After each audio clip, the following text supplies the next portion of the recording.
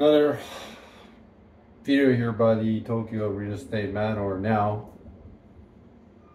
should be at Republic Vancouver. And today's video is a really important video. Finally got warm here in Vancouver. It's going to be like 22 degrees today, and it's the end of April. So yeah, it's nice to have some like spring weather. And yeah, this is some more MansSphere thoughts. And I did a video last week about the MansSphere, and I talked about how it's in some ways like a revolution, or like or even like a reaction against like all the social programming that's really coming at us.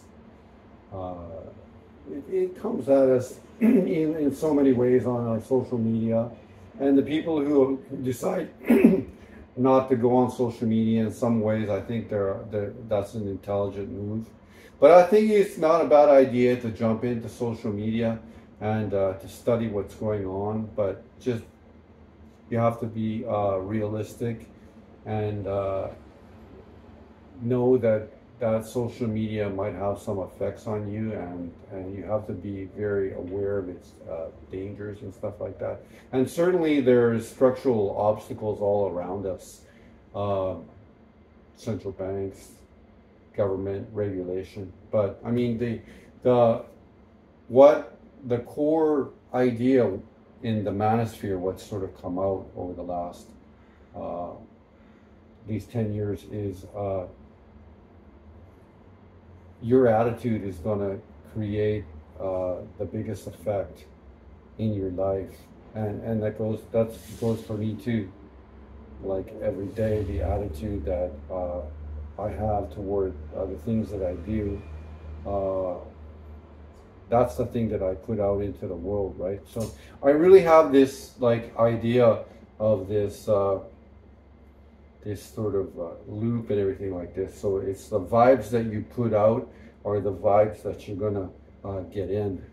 So, and it's really like a loop like that. So when you start to put out good vibes in the world, let's say that you there's an area that you want to improve in, and you want to have like you want to be thinner, or you want to get in better shape or something like that. So you start fasting, and then you start going to the gym, and then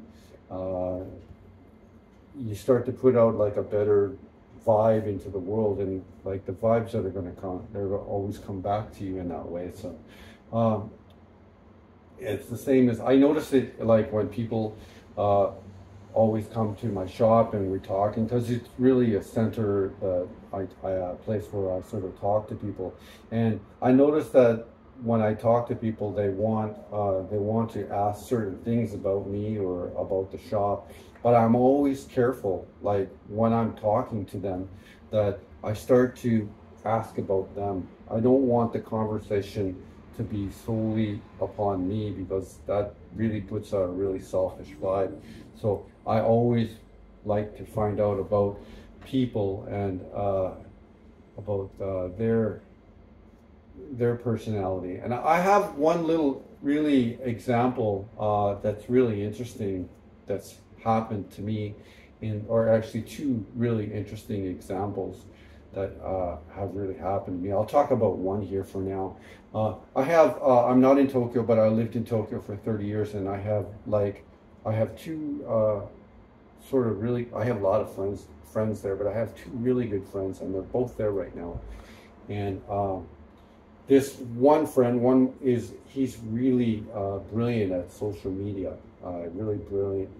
It's so good. He has a YouTube channel, I think, with 100,000 or maybe even 200,000 subscribers right now. And then I have another friend who is a really talented artist who in fact, he did a lot of the work here with me. Here, like you can see, he came here on a little project, and like you can't see the counter, but he did a really good job. He can basically do anything with building. And in my friend's channel, it's called Anton channel.